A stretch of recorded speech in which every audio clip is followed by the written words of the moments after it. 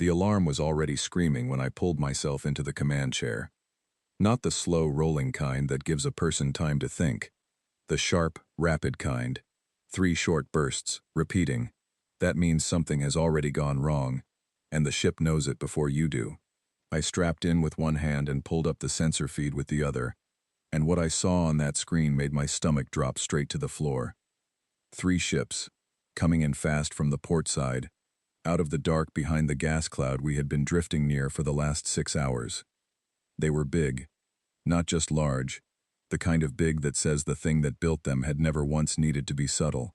They were moving with the slow, certain deceleration of something that has already decided the situation is under control. Commander Voss. That was Lieutenant Owen Hale, my sensor operator. His voice had gone flat in the way it does when he is trying very hard not to let his fear into his professional register. Confirmed Veth configuration. 3 vessels. The lead ship is a heavy carrier class. The 2 flanking it are escort destroyers. All 3 are on direct intercept bearing and reducing speed. I looked at the screen for exactly 3 seconds. That is the right amount of time. Enough to understand what you are looking at. Not long enough to let it start making decisions for you. Then I made myself stop looking at it and started doing my job. All hands, battle stations. Reactor output to 60%, no higher. Every non-essential system goes dark in the next 90 seconds. Navigation. I want our drive signature completely dead. Thermal management to absolute minimum. Let them see exactly what they expect to see. The meridian shuddered around me as the crew moved. I could feel it through the chair, through the deck plating, through the walls. That particular vibration of a warship pulling itself together all at once. The overhead lights cut from standard white to deep operational red. The hum of the life support circulation fans dropped to barely a whisper. Secondary displays flickered and went dark, as systems powered down in sequence. Outside, through the wide viewport above my station, the stars stayed exactly where they had always been, cold and completely indifferent to anything happening below them. The ISS Meridian was not, by any reasonable measure, in good condition. 4 days ago, during a patrol contact that went wrong faster than I had words for at the time, she had taken a particle beam impact across her port engine array. The contact started as a routine identification challenge. A Veth scout ship running without a transponder beacon through a Commonwealth-registered transit lane. Protocol said, "Hail, document, issue a formal notice, report to fleet." We had done the first 3. We never reached the 4th. The Veth scout ship responded to our hail with an opening discharge that hit the Meridian's port side before the sound of my own voice had finished leaving my mouth. There was no warning, no counter-hail, no statement of intent. Just impact. We lost 2 of our 4 main drives in that first exchange. We lost the rear communications array, which meant no direct link to fleet command, only the short-range relay beacons that could carry compressed data packets on a delay. We lost the secondary weapons coordination hub on the starboard side. We lost 3 of 5 redundancy systems in the life support network, which meant the crew had to rotate sleeping quarters based on which sections were receiving acceptable air at any given hour. And we lost 14 crew members, and I had gone to every memorial posting personally, reading each name out loud into my recorder, and standing for a full, quiet moment before moving to the next one, because I believed someone needed to say those names with full attention, rather than enter them into a casualty database and continue. After the contact, we limped to the edge of the Cathara corridor and powered down to minimum operation. The Cathara corridor is a long stretch of relatively empty space connecting the outer Commonwealth systems to the inner trade network, and it belongs to the Commonwealth under current treaty, which means it belongs to us, in the same way that anything belongs to anyone out here in the deep between stations, as long as someone is willing to hold it. We were waiting for a rescue relay. Fleet had our position from the emergency burst we managed to send in the first 4 minutes after the hit. Help was coming. The only question was whether it would arrive before the Veth found a wounded ship sitting quietly in a corridor they used as an unofficial patrol route. They had found it. "They are adjusting course," Owen said, his hands moving steadily across his board. "Coming directly toward us. Speed still decreasing. Classic collection approach profile." A pause. "I do not think the rock idea is fooling them, Commander." "It was never supposed to fool them," I said. They have been analyzing our thermal profile for at least 2 hours. The dark posture is not deception. It is confirmation. A ship running on minimum power is a ship that is struggling to survive. And a ship that is struggling to survive is not a ship that is preparing to fight. I want them to see exactly what they expect to see, right up until the moment that it stops being what they expected. Owen was quiet for a moment. Understood, he said. Then he went back to his board. The Veth. 11 years since first contact. And in those years humanity had learned a great deal about who they were. They were not mysterious in the way that science fiction had always imagined alien intelligence to be. They were, in many ways, entirely knowable. They simply operated on a different foundational assumption about the universe. The most important assumption, the one that underpinned their military doctrine, their territorial behavior, their every response to every contact situation in the documented record, was this.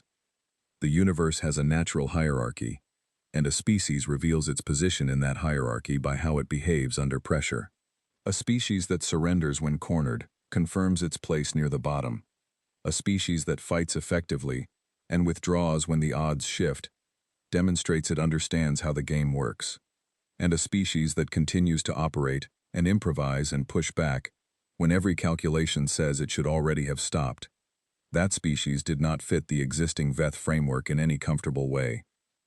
We had given them that discomfort in previous engagements, but always from a position of functional capability. Always from a ship that could move, that could choose its range, that still had options. Never from this.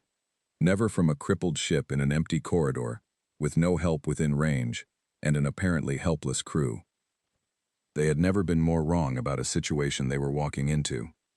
Commander, Sergeant Clara Webb, my Marine Detachment commander, was standing at the entrance to the command deck in full armor, with her helmet under her arm. Clara was 34 years old and had been in the Marines since she was 17, and she was the kind of person who becomes more focused as circumstances become more serious, which is exactly the quality you need standing behind you in a moment like this. Her expression gave nothing away, which was exactly what it should be. My people are in position. All 40. Ready and holding. Good, I said. Quiet. No movement. No non-secured communications until my order. She nodded once and was gone. No wasted motion. I turned back to the sensor screen. The 3 Veth ships were close enough now for their hull profiles to be clear without the enhancement overlay. Long, angular vessels with the forward-swept design characteristic of Veth military construction. Everything about them designed to communicate that they were already attacking, even when they were stationary. Their running lights were fully on. They were making no attempt to approach quietly. They were moving the way something moves when it is entirely certain the outcome has already been decided. Incoming transmission, said Corporal Pete Garland at Communications. Pete was 23 years old and had been on the Meridian for 8 months, fresh from technical school, and he still occasionally sounded surprised by the things that happened on a patrol vessel. He was good at his job, though. Meticulous, fast, reliable under pressure, which I knew because he had kept the relay beacon running through 15 minutes of secondary explosions 4 days ago, without losing a single outgoing data packet. They are broadcasting on the standard Commonwealth contact frequency. Put it through, I said. The Veth translation system delivered the message in its characteristic flat precision, the original tonal language stripped to its functional meaning, and rendered in words that always came out sounding like something being read from a formal document by someone who had no personal stake in the contents. Vessel of human origin. You are found operating in contested transit space while in a damaged and non-functional condition. Under Veth territorial claim precedent, you are classified as a salvage and acquisition opportunity. You will prepare to receive Veth boarding personnel within the next 25 minutes. Any resistance to boarding will be classified as an act of hostility and will result in the immediate termination of all crew. Full cooperation will result in a standard processing arrangement. This is your only notification. Respond. The bridge was completely quiet after that. The kind of quiet that has weight. Owen's hands had stopped on his board. Pete was looking at his panel but not touching it. Even the ambient hum of the reduced systems felt louder than it had a moment before. I was aware of what processing arrangement meant in VETH terminology. I had read the relevant classified files. I made the deliberate choice to put that awareness aside, in the same way a person sets aside the awareness of how high they are when they are in the middle of climbing something difficult. The information is there, but focusing on it does not help and costs you the attention you need for what comes next. Pete turned to look at me. His jaw was tight, but his eyes were steady. "Commander, do you want me to respond?" I looked at the distance counter. 208 kilometers. The carrier's forward bays were almost certainly already deploying. I thought about 109 people at their stations in the dark. I thought about 3 days of preparation. I thought about 14 names on a wall. I shook my head. Pete understood immediately. He closed the channel. I reached for the ship-wide intercom and kept my voice the way I needed it to be. Not raised, not dramatic, not performing, just certain. The voice of someone who has already decided. "All stations, this is Commander Voss. The VETH vessels have issued a demand for surrender and crew processing. We are not complying. We are going to do exactly what we have spent 3 days preparing to do, and we are going to do it with precision and without hesitation. I am not going to talk to you about bravery because you do not need that from me, and this is not the moment for it. I will say one thing only. Be exact. Every timing, every position, every action. Exact. That is all this requires. Precision, and the next 11 minutes. Stand by for my order." I set the handset down. 190 kilometers. Their boarding craft would be in the air soon, moving ahead of the main ships to secure the target. I put both hands flat on the console and watched the counter. I thought about the last 3 days. Devan Prakash in engineering, doing things with the secondary capacitor banks that he technically should not have been able to do without a dedicated charging facility. Doing them anyway, with a combination of expertise and the kind of stubborn resourcefulness that makes a truly great engineer indispensable in exactly the moments when everything else has failed. Nina Breckett in the gunnery bay, with no power to spare for electronic targeting, running manual optical calculations on paper, and checking them and running them again until she was satisfied with the margins.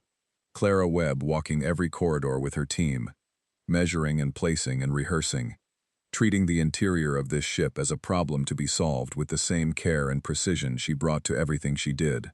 Owen and Pete at their stations, keeping the minimum required systems running and documenting every reading from the VETH patrol routes, building a complete picture of how those 3 ships moved and what their approach patterns were likely to be. And the rest of the crew, the 109 people I had spoken to one by one, in every compartment, telling them what I thought we could do, and asking them whether they were willing to try it. Every single one of them had said yes. 170 kilometers. "Chief Prakash," I said into the engineering direct line.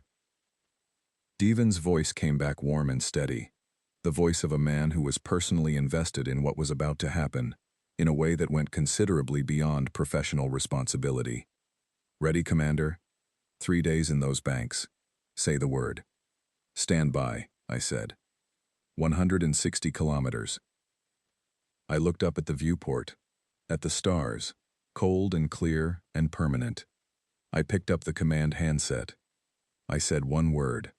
"Now." The mines went first, and they went exactly where we had put them. We had spent the better part of the first full day repositioning them. The Meridian carries 6 perimeter defense clusters as standard equipment, originally installed in the outer hull deployment rails on the port and starboard sides, designed to be scattered away from the ship when enemy boarding craft are incoming, to create a minefield between the attacker and the hull. That is what they are for under Standard Doctrine. Standard Doctrine was not what I needed.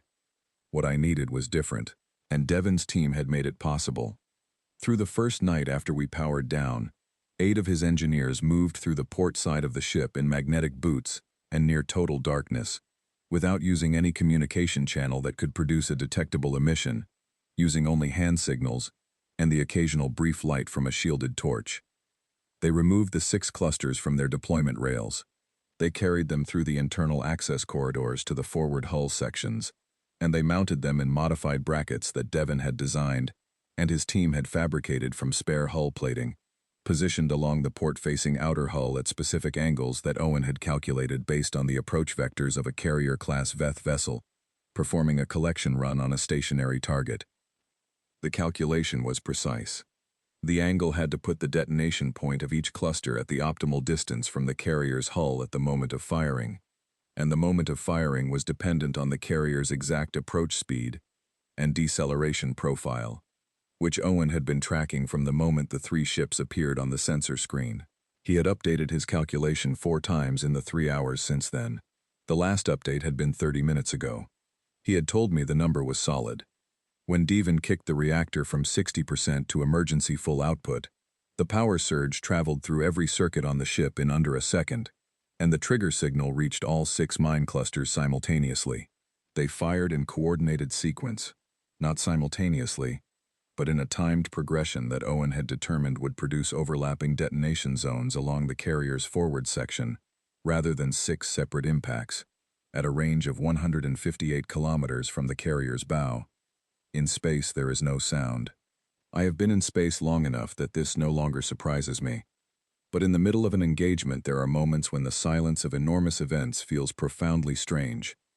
I watched the sensor screen, and what I saw was a thermal bloom so fast and so large that for 2 full seconds I could not read the carrier's hull signature beneath it.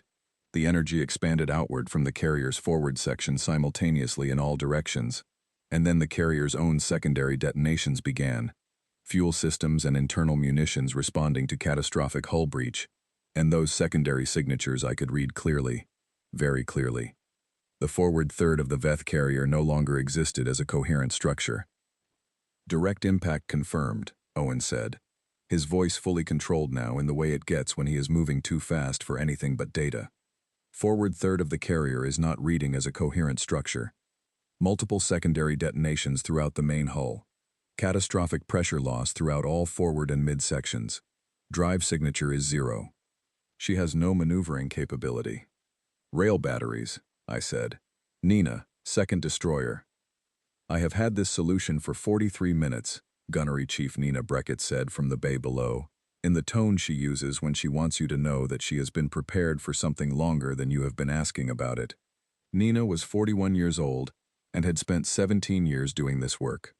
In 3 days of preparation, she had recalibrated every manual targeting system on the Meridian, using optical alignment tools and mathematical tables written out on physical paper, because she did not trust the electronic backup systems to be reliable enough. And she was almost certainly right not to trust them. She was the best gunnery officer I had ever served with, and this moment was exactly the kind of moment her entire career had been building toward. "Ready on your mark, Commander." Mark.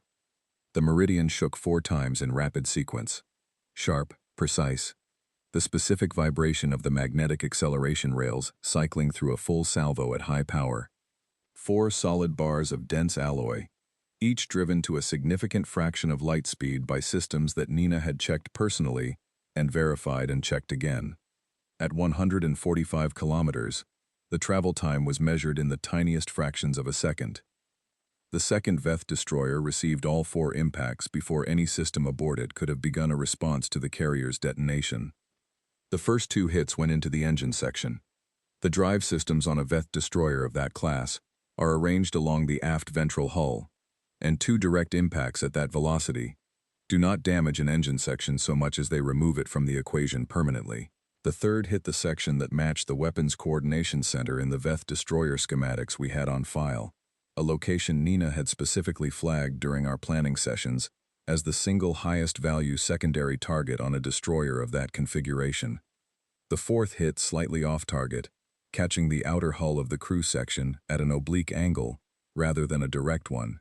Nina told me afterward, with her characteristic directness, that she had a margin of error of approximately 3 degrees at that range, with manual optical targeting, and that the 4th round represented the edge of that margin. She sounded neither apologetic nor particularly satisfied about it. She sounded like a professional reporting a result. The damage to the second destroyer was enough. "Second destroyer," Owen said. "Drive cohesion is failing. She is beginning to rotate on her primary axis. No maneuvering thrust detected. No weapon signatures active. Multiple internal pressure failures throughout the forward sections. And the third ship? Increasing speed. Bearing 270. Positive elevation 12. She is moving away from us at a significant rate. Let her move, I said. Nina, hold your rails. Do not fire on the third destroyer. There was a brief pause from the gunnery bay before Nina said, holding, which told me she had an opinion about that order, and was choosing not to express it, which was exactly the right thing to do. The reactor burst was the piece of the plan that had not existed until the second day. Deven came to me in the morning of that day and told me, in the careful way that very good engineers describe things they have done, that they are technically proud of but professionally uncertain about, that he believed he had something additional to offer. The secondary capacitor banks on a Meridian-class cruiser are rated for emergency system support, life support redundancy, short-burst emergency propulsion, communications backup. They are designed to hold a charge within a defined range. They are not designed to hold more than that range. What Deven had done, over 16 hours of systematic work that he described as identifying inefficiencies in the charging circuit and correcting them one at a time, was produce a stored charge approximately 2.5 times the standard design specification, held in banks that were rated for that charge only if you were willing to accept that the safety margins were now very narrow, and that he would prefer not to record this particular approach in the official maintenance documentation. I accepted those terms immediately. The burst fired from the Meridian's forward emitter array at 130 kilometers from the drifting carrier. It was not a weapon in the conventional sense of the word. It did not burn or breach or shatter. What it did was overwhelm every electromagnetic system on the carrier's exterior simultaneously. The shield emitters on a Veth carrier are designed to compensate for incoming energy surges, and they attempted to do exactly that when the burst arrived. That compensation requires power, and the power demand traveled back through the carrier's internal distribution network as a feedback pulse. The internal distribution network, which was already under stress from the mine detonations and the secondary explosions in the forward section, could not handle the additional load at multiple points simultaneously. The cascade moved inward from the outer hull through the ship's internal infrastructure at a speed that had nothing to do with us anymore, and everything to do with how the Veth had built the carrier's power systems. I watched the carrier's thermal signature on Owen's screen shift from the yellow-orange of active shielding to the flat, cool gray of dead systems. Then it went very slightly cooler than gray, which meant the internal heat generation had also stopped. Everything had stopped. Carrier is completely dark, Owen said. No power signature of any kind. No drive. No communications. No active systems at all. She is drifting on whatever momentum she had before the burst. Marines, I said into the shipwide intercom. Boarding personnel are entering the hull at Corridor 7, Section 4. Exactly as anticipated. Sergeant Webb, they are yours. Moving now, said Clara's voice, and it was the calmest voice on the ship. I want to explain something about that calmness, because it is easy to read it as a personality trait or as a kind of professional detachment, and it is neither of those things.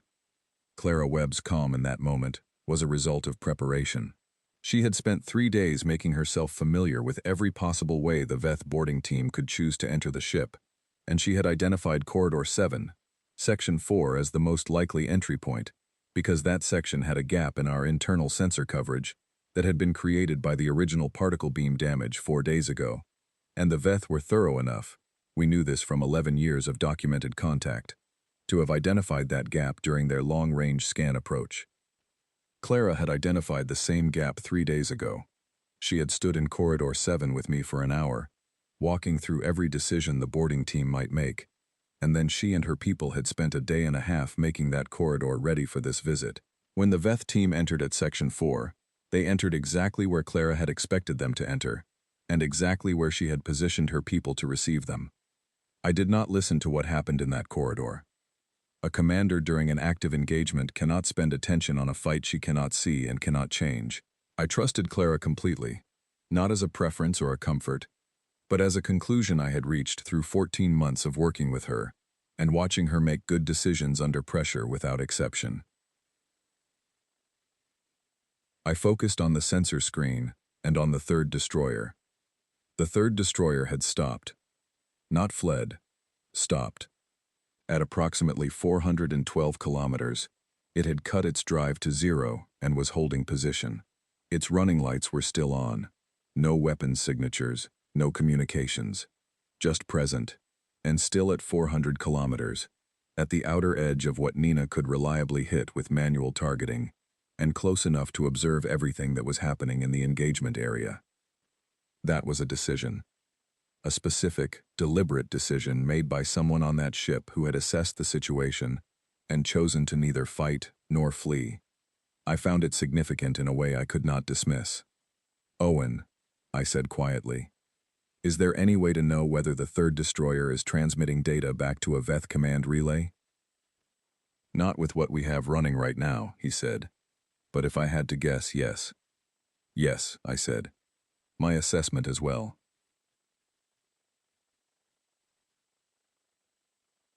I turned to the gunnery intercom. "Nina, I need a firing solution on the third destroyer at 400 kilometers. Take whatever time you need. I do not believe she is coming at us." "Working it," Nina said. "Manual optical at 400 is longer math, a few minutes." "Take them," I said. "What do you think she is doing?" Owen asked. I looked at the screen for a moment before I answered. "Watching everything. Sending a complete account to whoever needs to receive it. And working out what to do next." I was right about all three. "Incoming transmission," Pete said. His voice was controlled, but I heard the slight change in it. The particular quality that comes from encountering something unexpected. The third destroyer. Same frequency as before. I let the silence sit for one full second. "Put it through," I said. The translation came through flat and precise as always, but the pacing was different from the first transmission. Where the first one had been certain, casual, the voice of something making a routine statement, this one was measured in a way that told me the words had been weighed before being transmitted.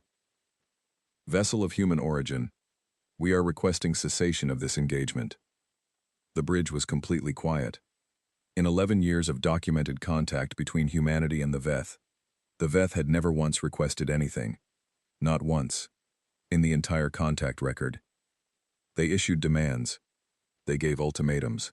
They withdrew without comment when tactical situations turned against them. They did not ask.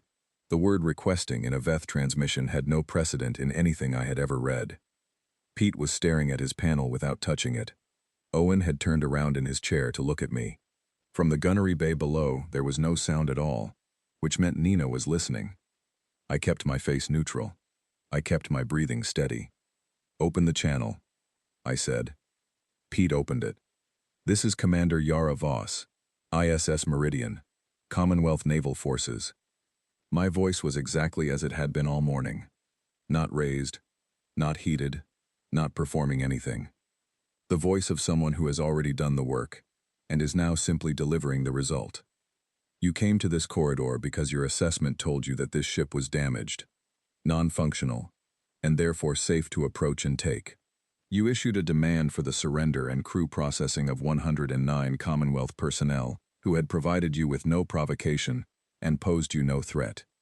You launched a boarding operation against a crew that was sitting quietly in a corridor that belongs to the Commonwealth, waiting for their own rescue. And then the next 11 minutes happened." I paused for one breath. "Two of your vessels are no longer functional. Your boarding team is no longer aboard my ship. You are sitting at 400 kilometers, having watched all of that, and you are using the word requesting for the first time in 11 years of contact between our species. I want you to understand what that means before this conversation continues. It means your assessment was wrong. Not unlucky, not the result of unusual circumstances. Wrong. I need you to update it before we proceed." Silence on the channel. I let it be silence. There is information in silence, if you are willing to offer it and then wait for it to be acknowledged. The third destroyer's commanding officer spoke. "Your vessel was assessed as incapable of offensive action." "Yes," I said. "It was assessed that way." A pause. "The assessment was not correct." "No," I said. "It was not." I waited. On the internal ship intercom, Clara's voice arrived very quietly. "Corridor 7 secure. Boarding personnel neutralized. No casualties on our side. I let out one breath through my nose, controlled and quiet enough that no one on the bridge could hear it. It was the only thing in that entire morning that I allowed myself to feel before I had time to process it. Before you withdraw, I said into the open channel, I need 3 things from you. First, your navigation transponder, active and broadcasting on the Commonwealth standard frequency for the next 48 hours continuously. Second, the patrol route coordinates for all VETH vessels operating in the Cathara corridor for the next 30 standard days. Third, a complete accounting of any Commonwealth personnel currently held in any capacity by VETH forces operating anywhere in this sector. The silence that followed was long. I counted it. 12 seconds, then 20, then 28, then 32. Those terms exceed standard engagement resolution parameters. The VETH said. Yes, I said. They do. A pause of 15 seconds. Transmitting, the VETH said. The data package arrived 14 seconds later. Owen confirmed receipt and called out the top-level summary in a steady voice. Pete had already begun copying it to every backup storage system on the ship before I asked him to, and had set the emergency beacon transmitter to push a compressed version to the relay network on a 15-minute delay, so that even if something happened to the Meridian in the next quarter hour, the data would reach Fleet Command regardless. Thank you, I said into the channel. I meant it in the precise, functional way, the same way I would thank someone for handing me a tool I needed. Then I closed the channel. The bridge exhaled. Not in unison, not loudly, but I could feel it. The collective release of something that had been held at maximum tension for a long time. Pete set both hands flat on his console and looked at them for a moment. Owen leaned back in his chair and looked at the ceiling, just for a second, before pulling himself back to his screen. From the gunnery bay below, I heard Nina's voice, very low, and then something from her team that had no specific shape, but that any person who has ever come out the other side of something real would recognize immediately. I turned to the viewport. The third destroyer was already pulling away. The carrier was dark and still at 135 kilometers. The second destroyer was rotating slowly in the black, its debris spreading outward in a perfect geometric fan, catching the faint, distant light of a star that was millions of kilometers away, and did not know or care about any of this. I picked up my personal recorder. Log, 1147 hours. ISS Meridian, Commander Yara Voss. Engagement with 3 VETH vessels concluded. 2 VETH ships are non-operational. Third VETH ship has withdrawn following negotiated information exchange. Boarding action by VETH personnel in Corridor 7 was repelled by Marine Detachment under Sergeant Clara Webb, with 0 Commonwealth casualties. Ship status: damaged but functional within current parameters. Crew status: 109 personnel present and accounted for. I paused. We were a damaged ship sitting in a corridor that no one was watching. They came expecting to find something that had already made peace with being finished. There was no version of this crew, on this ship, in any condition, that was ever going to make that peace. That is not stubbornness. That is not aggression. It is simply what we are, all the way through. I set the recorder down on the console. The stars outside the viewport were exactly where they had always been. The hours after an engagement end are not what people imagine them to be. There is no celebration, not immediately. What there is instead is a very specific kind of silence that settles over a crew when the thing they have been preparing for is over, and the thing that comes next has not yet begun. It is not relief, exactly. It is more like the sound a bow makes when the arrow has left it, a vibration that wants to go somewhere, and has not yet worked out where. I stayed at my station for the first hour, because there was work to do, and because leaving the command deck too soon would have sent the wrong signal to the crew. Status reports needed to be written. Systems needed to be assessed and documented. The data package we had received from the third destroyer needed to be verified and cross-referenced against what we already knew about VETH patrol patterns, and any discrepancies needed to be flagged and sent in the next relay burst to Fleet Command. All of that was real work, and it needed to happen before anything else.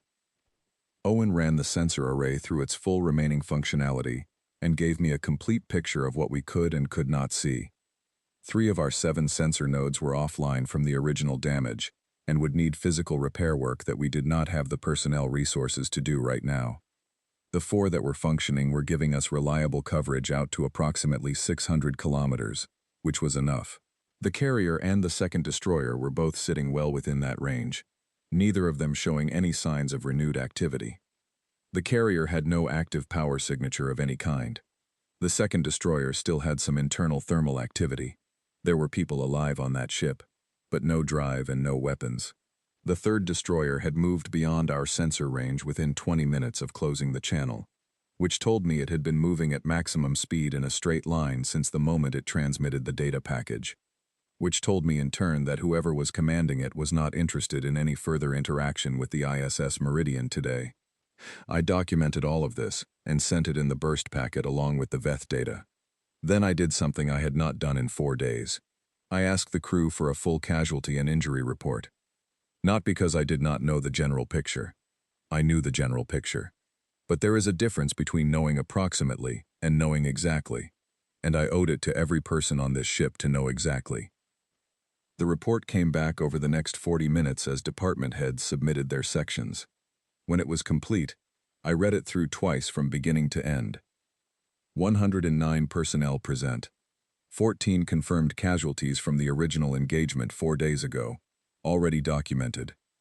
From the current engagement, 7 injured, none critically. Clara's team had taken 2 of those injuries in Corridor 7. A cracked shoulder plate on Corporal Ed Finlay when a Veth boarder impacted him with significant force, and a laceration on Lance Corporal Grace Osei that had been cleaned and sealed by the medic on station within 4 minutes of the corridor being secured. The other 5 injuries were across various stations. Minor burns from electrical discharge, 1 impact injury from being thrown against a panel during the initial mine detonation vibration, 1 case of temporary hearing disruption from a system feedback spike in the engineering bay. All 7 injured personnel were receiving appropriate care. All 7 were expected to make full recoveries. I read the report, and then I sat with it for a moment, before responding to each department head with an acknowledgement and my personal thanks. Then I went to Corridor 7. Clara was there with 2 of her people, doing the kind of post-action assessment that good field commanders always do, walking through what happened, noting what went as planned and what did not, identifying anything that needed to be communicated up or down the chain for future reference. She looked up when I came in. Her face was still controlled, still professional, but there was something behind her eyes that I recognized because I had seen it in the mirror 4 days ago. The specific expression of someone who has spent a significant amount of energy holding themselves very still while something enormous happened, and who has not yet fully released that stillness. "Good work," I said. She looked at me steadily. "We were in exactly the right place," she said. "The placement was right. The timing was right. They came through where we expected them." "Because you put the work in," I said. She was quiet for a moment. Then, "Ed and Grace are both going to be fine." "I know," I said. "I read the report." She nodded. There was nothing more to say about it, and so we did not say more. That is something I have always respected about Clara. She understands the weight of information without needing to add to it. I walked the rest of the ship after that. Not because there was anything specific I needed to check in person. The department heads had already given me accurate status on everything. I walked it because the crew needed to see me walking it. They needed to see that the person responsible for what they had just done together was present and accounted for, and moving through the ship the same way she had always moved through it, without urgency and without ceremony. It is one of the things they do not teach in officer training, but that every experienced commander learns the same way. That visibility is its own kind of communication, and that showing up in the right place at the right time carries more weight than any announcement over the intercom. I went to the engineering bay last. Devon was at his main console with 3 of his senior engineers, doing the same thing Clara had been doing in Corridor 7, walking through the numbers, checking the actuals against the predictions, noting where the margins had held, and where they had been thinner than comfortable. He looked up when I came through the hatch, and his face did something that was not quite a smile but was close to one. How did she hold? I asked. Meaning the reactor, meaning the capacitor banks, meaning the entire improvised system he had built over 3 days, that had never been tested, and could not be tested until the moment it was needed. She held beautifully, he said. He said it the way people say things about which they are genuinely proud. Not boasting, just accurate. The discharge was within 3% of the predicted output.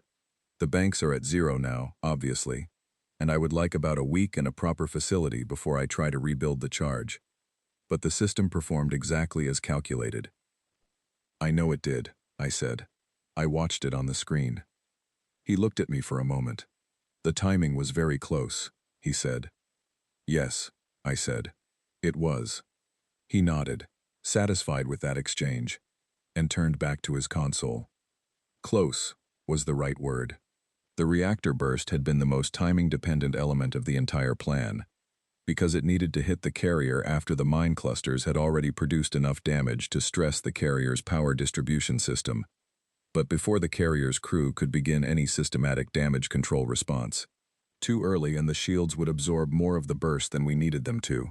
Too late and the carrier's crew might have begun isolating damaged sections, which would have reduced the cascade effect we were depending on. The window was narrow. Owen had spent 2 days calculating exactly how narrow it was. It had worked. There are moments in a plan when you know whether the thing that comes next is going to work, not because you have certainty about it, but because you can see that every element that needed to be in place is in place, and all that remains is the doing. This was not one of those moments.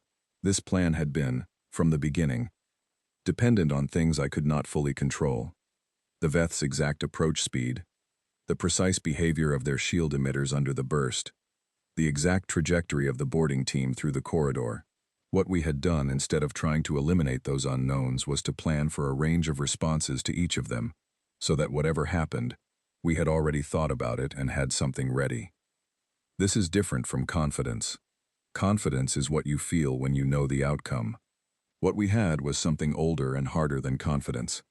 It was the particular kind of steadiness that comes from having prepared as thoroughly as it is possible to prepare, and from having made peace with the fact that thoroughness is not the same as certainty, and from having decided that this is enough to act on.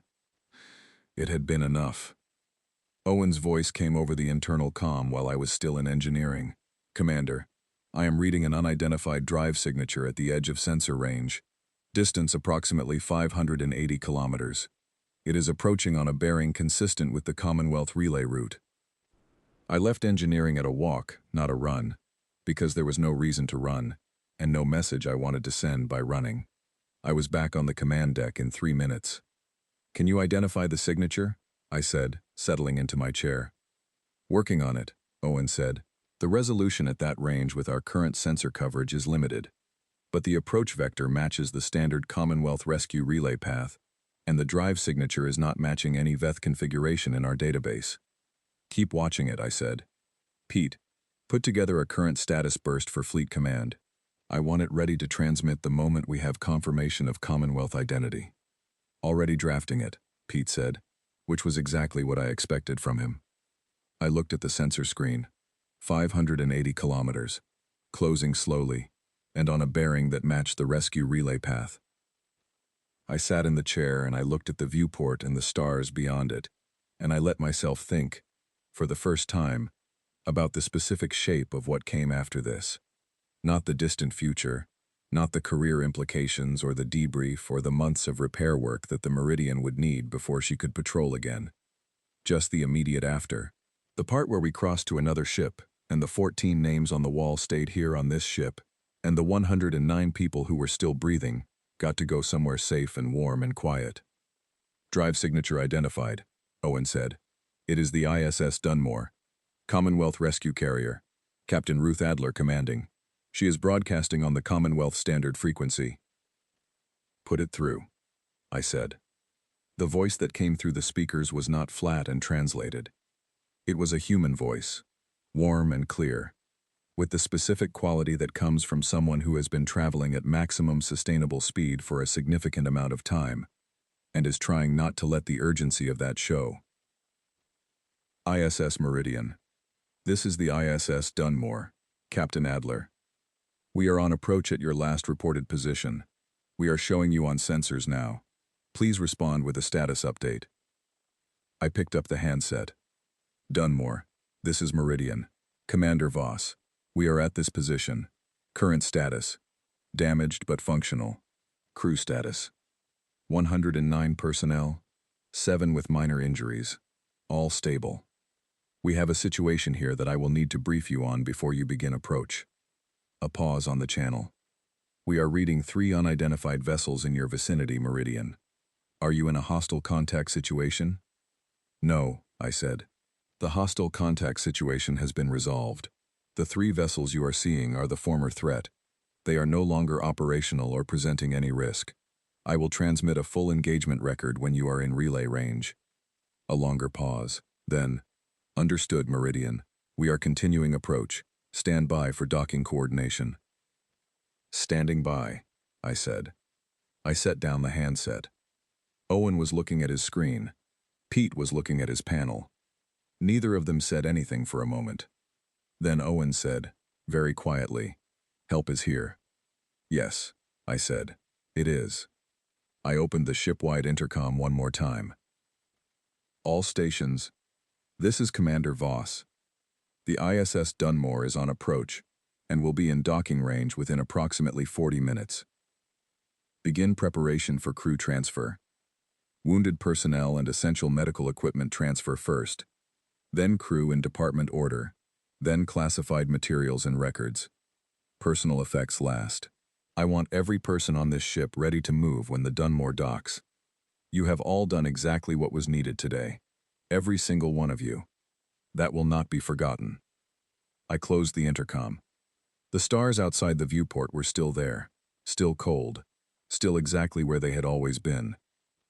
The Dunmore's drive signature grew larger on Owen's screen as she came in. The Dunmore docked 42 minutes later. Captain Ruth Adler was a tall woman in her early 50s, with close-cropped gray hair, and the kind of direct, unhurried manner that comes from many years of commanding vessels in difficult conditions. She came through the connecting passage herself, rather than sending a crew representative, which told me something useful about her before we had exchanged a word, and she met me at the Meridian's main airlock with her hands clasped behind her back, and an expression that I could not entirely read. "Commander Voss," she said. "Captain Adler," I said. "Thank you for the quick transit." She looked past me, down the corridor of the Meridian, and then she looked back at me. "I have read the preliminary engagement record you transmitted," she said. "I have been commanding vessels for 19 years. I want you to know that I am not easily surprised by reports I receive about events that have already occurred." I waited. "That report surprised me," she said. "I appreciate you saying that," I said. She was quiet for a moment. Then something that was not quite a smile crossed her face. "I have also read the data package you extracted from the 3rd Veth destroyer. My intelligence officer is very interested in it. Patrol route data for 30 days, personnel information, navigation transponder broadcasting in real time. That is not what I expected to find when I arrived at a disabled vessel." "We had some time," I said. She looked at me. "Yes," she said. "I can see that you did. The transfer took 2 hours and 40 minutes. Ruth's crew handled it with the careful efficiency of people who have done this before and understand that doing it right is more important than doing it fast." The 7 injured crew members went across first, each one accompanied by one of Dunmore's medics who had come through the passage specifically for that purpose. Then the critical equipment. Then the classified records, sealed in their transfer containers and logged through chain of custody at both ends of the passage by Ruth's security officer and my own. Then the crew. I stood at the Meridian's airlock for the full duration of the transfer, and I watched each person cross through. I knew all their names. I knew most of their faces well enough to read what was behind them in that moment, and what I read was complex, relief and exhaustion, and something that had no clean name but that I recognized as the particular emotional state of people who have done something that used everything they had, and are now on the other side of it, and do not quite know yet how to be done with it. Davin went through about halfway through the crew transfer, and he stopped beside me for a moment on his way. "She is a good ship," he said. He was talking about the meridian, and he meant it in the way an engineer means it, as a technical assessment, not a sentimental one. She is, I said. The repair team is going to have an interesting time, he said. He said it with the particular tone of an engineer who is already thinking about the problems the repair team was going to face and finding them professionally interesting. They will, I said. Make sure you brief them thoroughly. He nodded once and crossed through. Nina went through near the end, with the last of her gunnery team. She stopped beside me as well, which was unusual for Nina, who does not generally stop for conversation when she is in the middle of a process that has a defined endpoint. The solution at 400 kilometers, she said. I have the paper calculations. I would like to submit them to the gunnery training archive. I looked at her. Manual optical targeting at 400 kilometers against a destroyer, with a standard salvo rail system, recalibrated by hand over 3 days? Yes, I said. Submit them. The archive will want them. She nodded, satisfied with that, and crossed through. Clara was last of the Marines, as I had expected she would be. She checked the corridor behind her one more time. The Marine way, the habit that never fully leaves you. And then she came to stand beside me at the airlock. Ed and Grace are already on Dunmore's medical deck, she said. I checked before I came back here. Good, I said. We stood for a moment together in the silence of the corridor, looking back toward the interior of the ship, toward the red emergency lighting that was still burning in the main passage, casting its familiar specific red-tinted shadow on everything. Toward the sound the Meridian makes when she is at minimum power and the hull is cooling. A very quiet, very slow ticking, like something counting down from a very large number at a very gentle pace. Toward the aft section, where the memorial wall was. She held, Clara said. She held, I said.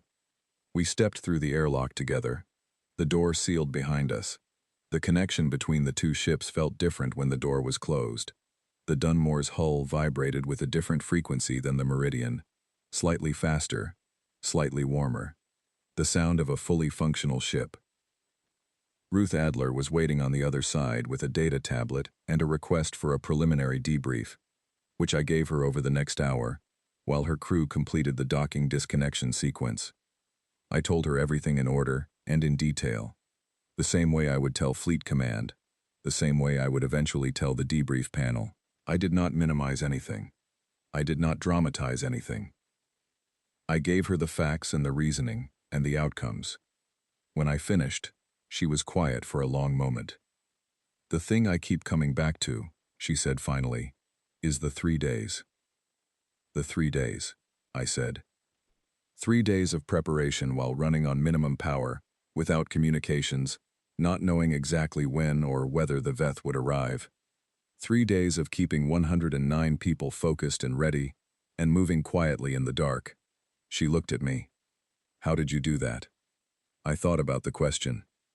I asked them to, I said, and then I trusted that they would.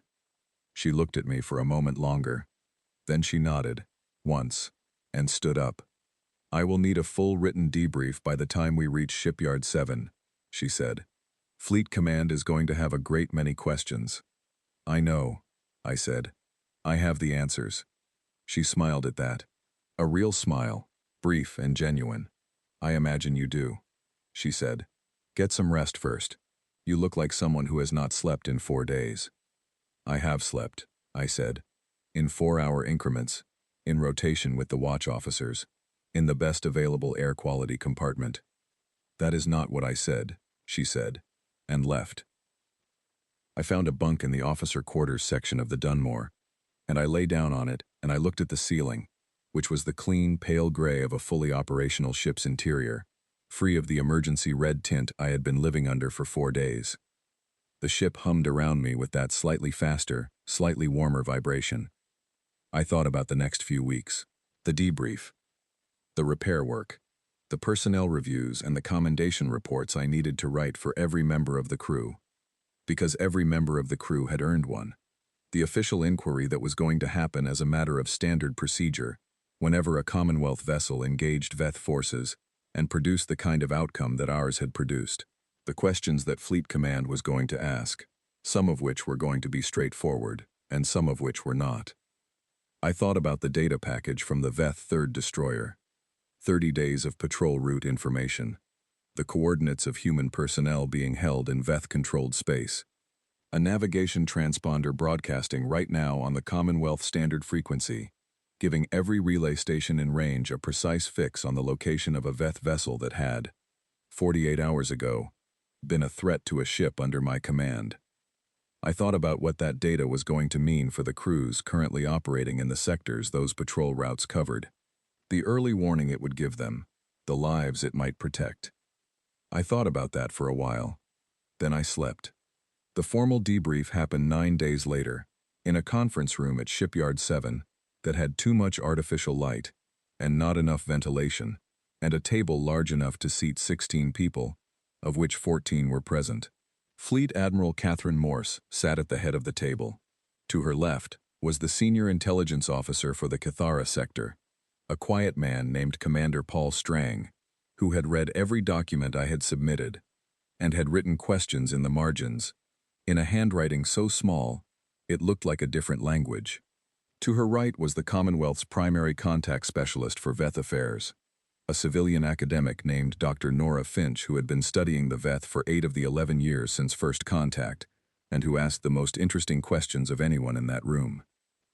I sat at the other end of the table with a data tablet, a glass of water, and a complete written debrief that I had composed on the Dunmore during the transit to Shipyard 7. The debrief was 42 pages long. I had written it in the 4-hour blocks when I was not sleeping, which meant I had written it carefully and without the pressure of an approaching deadline, which meant it was exactly as accurate and complete as I could make it. Admiral Morse opened the session by reading the summary page of my debrief aloud, which is not standard procedure. I did not comment on this. I assumed she had a reason for it. 3 Veth vessels, carrier class, and 2 destroyer escort engaged the ISS Meridian at a position in the Cathara corridor. She read. The engagement lasted 11 minutes and 32 seconds. Result, 2 Veth vessels non-operational, 1 Veth vessel withdrawn following a negotiated information exchange. Commonwealth casualties, 0 during the engagement. Ship status at the end of the engagement, damaged but functional. Crew status, 109 personnel, 7 with minor injuries. She set the document down. Commander Voss, she said, I want to ask you something before we begin working through the formal questions. In your professional judgment, based on everything you know about the Veth, what do you believe the 3rd Destroyer's commanding officer was thinking when he transmitted that data package to you? I had thought about this question before it was asked, because it was the obvious question, and I had been expecting it. I believe he had a calculation to make, I said. He had watched 2 of his ships become non-operational in under 3 minutes. He had a boarding team that was not responding. He had no tactical advantage, because his weapons were not at a range where engaging us would produce a favorable outcome. He had to decide between 3 options. He could attempt to close range and engage us, which carried a high probability of producing the same result for his ship. He could withdraw without giving us anything, which would have been the standard Veth response to a tactical situation that had turned against them. Or he could transmit the data we requested, which would give him a basis to claim that the engagement ended through a formal exchange rather than through a clear defeat. I paused for a moment. The Veth care deeply about how things are characterized, I said. Not because they are dishonest, but because categorization is central to how they understand the world. If his report to command says he was defeated, that means something specific about where his ship and his crew fall in the Veth hierarchy. If his report says there was an exchange, even an exchange where he got the worse end of the terms, that is a different category, a more acceptable one. Commander Strang was writing something in that tiny handwriting. Dr. Finch was looking at me with an expression I could not fully read, but which suggested I had said something she found either useful or surprising. So he gave you what you asked for, Admiral Morse said, in order to be able to say that he chose to. That is my reading of it, I said. He preserved the ability to frame his own withdrawal in a way that his command structure could accept. We accepted that framing. It was a reasonable exchange. And the data itself? Strang asked. You have reviewed the full intelligence product at this point. What is your assessment of its accuracy? High, I said. The patrol route data matches our existing knowledge of Veth patrol patterns in the areas where our knowledge was solid, and it provides new information in the areas where our coverage was limited. The discrepancies between the transmitted routes and what we already knew are within the margin of what you would expect from normal scheduling variations, rather than from deliberate falsification. I believe the data is accurate. Strang nodded, still writing. The personnel accounting, Dr. Finch said. She had not spoken yet, and her voice was quieter than I expected from someone who had been studying the Veth for 8 years. 3 names were listed. Are those personnel still in Veth-controlled space? Fleet Command has received the coordinates, I said. I understand a recovery operation is being planned. I have not been briefed on the specifics of that operation because I have not been in a position to contribute to it. You will be, Admiral Morse said. It was a simple statement of fact. Not a promise, not a reward, just accurate. Once the Meridian is back in operational status. I understand, I said. We worked through the rest of the formal debrief over the next 4 hours. Every decision I had made during the 3-day preparation period. Every technical choice that Devon and Nina and Clara and Owen and Pete had made, and my reasons for trusting each of those choices. The engagement sequence, timed to the second, the negotiation with the third destroyer, word by word, the decision to close the channel after receiving the data package, rather than continuing the exchange, the decision to let the third destroyer withdraw, rather than pursuing or attempting to force additional concessions. That last decision got the most questions. Several of the officers in the room, including one admiral I will not name because she asked questions in good faith and I respected her for it, thought that we might have extracted more from the third destroyer if we had pressed harder. I disagreed, and I said so. A negotiated exchange works because both parties believe the terms are sustainable, I said. If I had pushed for more, the commanding officer of the third destroyer might have assessed that there was no term arrangement that was acceptable enough to be worth reporting back to his command, and chosen to fight instead. At 400 kilometers, with Nina's degraded targeting, that would have been a more difficult engagement than the one we had already had. I took what was available and I stopped. That was the right decision. There was some discussion of this view. I held it. No one in that room had been on the Meridian, and I was the person who had to make the call. I stated my reasoning clearly and without apology, and I did not change my position because someone with more stars on their collar disagreed with it. Admiral Morse eventually moved the session forward, which I took as an indication that she agreed with my position, even if she had not said so explicitly. The last formal question came from Dr. Finch, and it was the one I had been expecting since the session started. Commander Voss, she said, in your judgment, and based on your direct experience of this engagement, what do you think the Veth learned from it? I sat with that question for a moment before I answered, because it deserved a careful answer. They learned that their assessment framework has a gap in it, I said. They have a category for a functional human ship and a category for a defeated human ship. They do not have a category for a damaged human ship that is using the time it has while it waits to be as dangerous as it can possibly be. They have that gap because in 11 years of contact, no human ship in their experience has been in that position long enough to do anything with it. We were, I said, and now they know what that looks like. Dr. Finch wrote something down. Then she looked up. Do you think they will adjust their protocols as a result? Yes, I said. I do. I think they will be more cautious about approaching apparently damaged or non-functional human vessels in the future. I think they will carry a different kind of uncertainty about what a human crew in a bad situation is actually doing than they carried into this engagement. That uncertainty is not something you can undo once it exists. Is that a good thing? She asked. For us? I said. Yes, unquestionably yes. For the relationship between our species? She said. I thought about that for a moment. Respect, I said, is sometimes built through difficult experiences. Two parties that take each other seriously are capable of building something more stable than two parties where one consistently underestimates the other. What happened in the Cathara corridor was not something I wanted to happen. I did not go out there looking for an engagement. But the engagement happened, and what came out of it was the Veth updating their assessment of what we are. I think that is a better foundation for whatever comes next than the assessment they came in with. Dr. Finch nodded slowly. She wrote something else. Then she set down her pen. "Thank you, Commander," she said. "That is exactly what I needed to hear." The session ended 20 minutes later. Admiral Morse walked me out into the corridor afterward and shook my hand, which is not something flag officers do as a matter of routine at the end of a debrief. And she did not explain why she was doing it, and I did not ask. That evening I wrote the commendation reports. All 109 of them. I started at 2100 hours and I finished at 0347 hours the following morning. And every single report was specific to the person it was about, describing what they had done and why it mattered, and what it said about who they were as professionals and as people.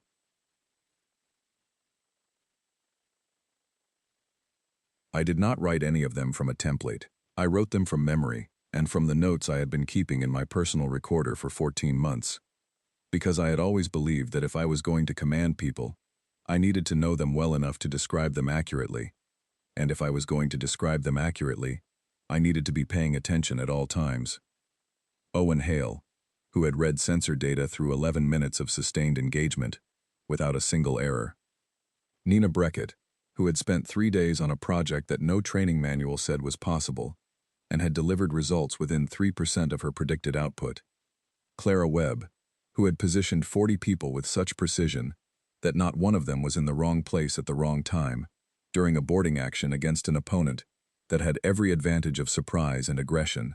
Pete Garland, who had kept his communications panel running through the original contact 4 days ago, and had closed a channel and opened a channel, and managed the most consequential pieces of communication in the engagement with the reliable precision of someone who understands that the hardware is only as good as the person operating it.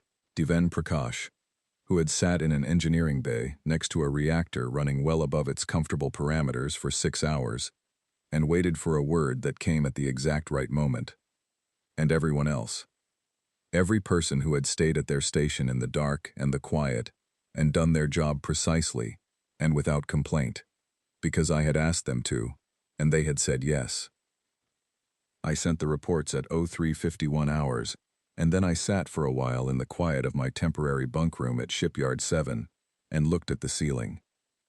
The Cathara corridor was still ours. The 14 names on the Meridian's memorial wall were still there, waiting for the repair crew who would find them when they began the refit work. I had already sent a request to the repair team's supervisors, asking them to document and preserve that section of the bulkhead, rather than replacing it. They had responded that they would. 3 human personnel were still in Veth-controlled space. The recovery operation was being planned. I would be part of it when the time came. The 3rd destroyer's transponder was still broadcasting, which I knew because I had checked the relay network data twice since arriving at Shipyard 7. Broadcasting faithfully, right on the Commonwealth standard frequency, exactly as agreed. I thought about that for a while. Then I slept again. 3 weeks after the engagement in the Cathara corridor, I walked the ISS Meridian one final time before the repair crews arrived to begin the refit. I had requested this. Specifically, I had submitted a formal request to Shipyard 7's scheduling office, asking for a 90-minute window between the completion of the dock-safe inspection and the arrival of the first repair team, during which I could walk the ship without anyone else present. The scheduling officer had looked at the request, and then at me, and then at the request again, and had given me the window without asking why I wanted it. She knew why. Most people at Shipyard 7 by that point had at least a general picture of what the Meridian had done in the Cathara corridor, because Fleet Command had released a public summary of the engagement 3 days after the debrief, which was faster than the usual timeline for releasing information about contacts with Veth forces. The public summary was accurate in outline, and appropriately limited in the details that would have compromised ongoing operations. And it had been picked up by the Commonwealth news networks within hours, and distributed through every relay station in the network. The coverage had been significant. I had read some of it. Not all of it. Some of it was accurate and thoughtful. Some of it was accurate in the facts, and wrong in the interpretation. Some of it was enthusiastic in ways that made me uncomfortable. Because enthusiasm about the mechanics of an engagement is a different thing from understanding why it had to happen and what it cost. I had not given any public statements beyond what the formal debrief required, and I did not intend to give any until the recovery operation was complete and the 3 personnel whose names appeared in the VETH data package were back in Commonwealth space. I walked the ship starting at the aft section, which is where I always start, because the aft is where the engineering bay is, and Devon's domain is always where the ship is most completely itself. All the systems that make everything else possible, the deep infrastructure that does not get photographed or celebrated, but without which nothing works.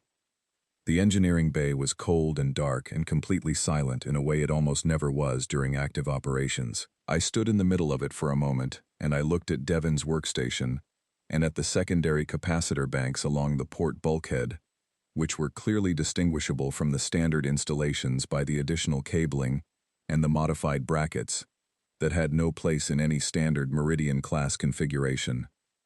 The repair team would find this interesting. I had left a detailed note in the maintenance file. Then I walked forward through the ship. I went through the corridors I knew by memory. The slight jog in the passage outside the secondary life support compartment, where the hull had been repaired after an earlier unrelated incident 3 years before I took command. The place on the deck in Corridor 3, where the lighting strip had been slightly brighter than all the others for my entire tenure on this ship, and was still slightly brighter than all the others now. I walked through the sleeping quarters where the crew had rotated through whatever air quality rating the damaged life support system could provide.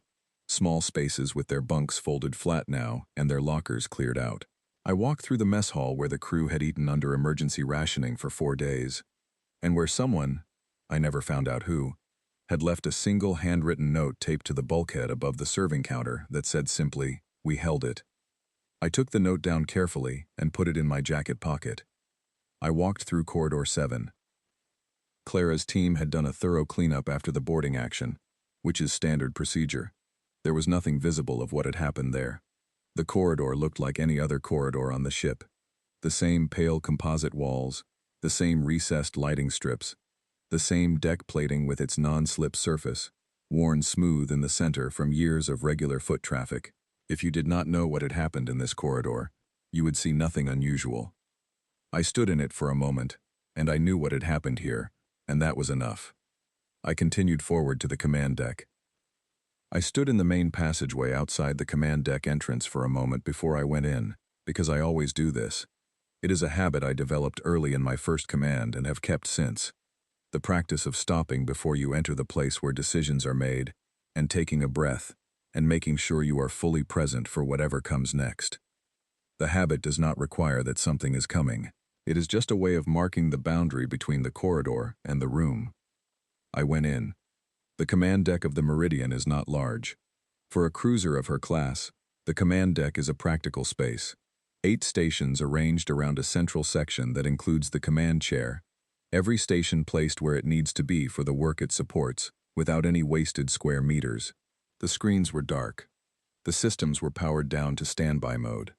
The command chair was exactly where it always was, positioned so that anyone sitting in it can see every station and the viewport at the same time. I sat in it. The viewport showed the interior of Shipyard 7's dock, a wide, brightly lit enclosed space, with the structural frames of the dock visible beyond the Meridian's hull, and beyond those the distant wall of the dock facility, and beyond that nothing visible, because we were enclosed, and the stars were on the other side of the dock walls. I was not looking at the stars right now. I was looking at the inside of the place where the Meridian was going to be made whole again, which was its own kind of thing to look at. The ship was quiet around me, not the quiet of a ship at minimum power with a crew holding their breath in the dark, not the quiet of a ship whose crew has gone somewhere else temporarily. The quiet of a ship that is exactly between one thing and the next, between what it has been and what it will be. I turned on my personal recorder. I had been composing this entry in my head, in fragments, since the engagement. Not deliberately, I had not sat down at any point and thought, I need to plan what I am going to say in the final log for the Meridian's current patrol period. But in the in-between times, in the brief hours of sleep on the Dunmore, and in the longer nights at Shipyard 7 since we arrived, pieces of it had arrived fully formed, and I had let them arrive and put them aside until now. Now was the right moment. Final personal log. ISS Meridian. Patrol period ending. Commander Yara Voss.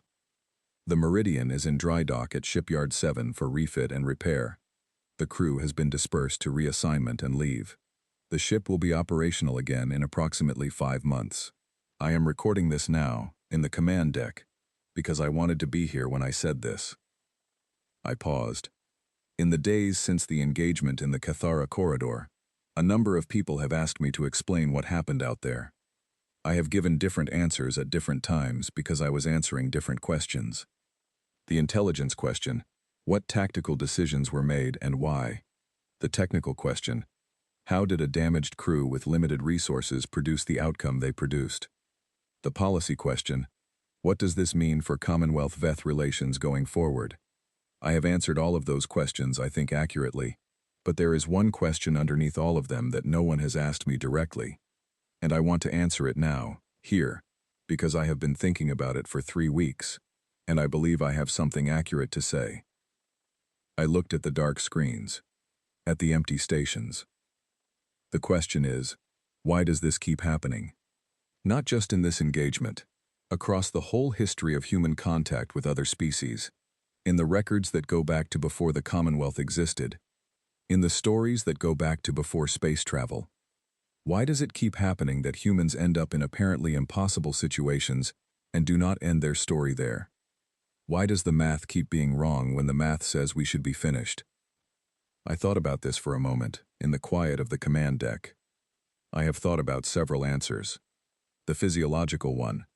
Humans have a particular neurochemical response to threat that produces a sustained problem-solving state, rather than a shutdown state, which means that under pressure, most humans actually think more effectively, rather than less. The cultural one. We have thousands of years of stories about people in impossible situations who found a way through, and those stories live in us and shape what we believe is possible when we are the person in the impossible situation. The social one. Humans working toward a shared goal under shared pressure produce a particular kind of group coherence that is more than the sum of the individual parts. All of those answers are true, I said, but they are descriptions. They tell you what happens, not why it is the case that what happens is what happens. I was quiet for a moment. I think the actual reason is simpler. I think it comes down to this. We are a species that does not accept the present moment as a permanent state. Every situation we have ever been in, no matter how bad, we have always believed, at some level, even when all the evidence was against it, that the next 5 minutes could be different. Not that it definitely would be. Not that we were promised anything. Just that it could be. And that possibility, that small, stubborn, completely unreasonable belief that the next 5 minutes might be different, that is what we act on, every time, without exception. In the dark and the cold and the quiet, 3 days in a broken ship in an empty corridor, we act on it. I looked at the viewport. At the lights of the dock facility. The Veth built a framework for understanding other species around the question of what a species does when the situation is at its worst. They have found, in 11 years of contact with humanity, that we do not fit their framework. I hope that in the years ahead, they will do what intelligent species generally do when they encounter something that does not fit their framework. They will update the framework, and I hope that the update they make is an accurate one. Not that humans are heroic, not that we are reckless or that we do not feel the weight of what we lose, but that we are the species that keeps acting on the possibility of the next 5 minutes, even when the present minute is very bad. That is what we are. That is the whole of it. I let the recorder run in silence for a moment. 14 members of this crew are not here for this recording. I have said their names many times, and I will say them again now. I said them. All 14.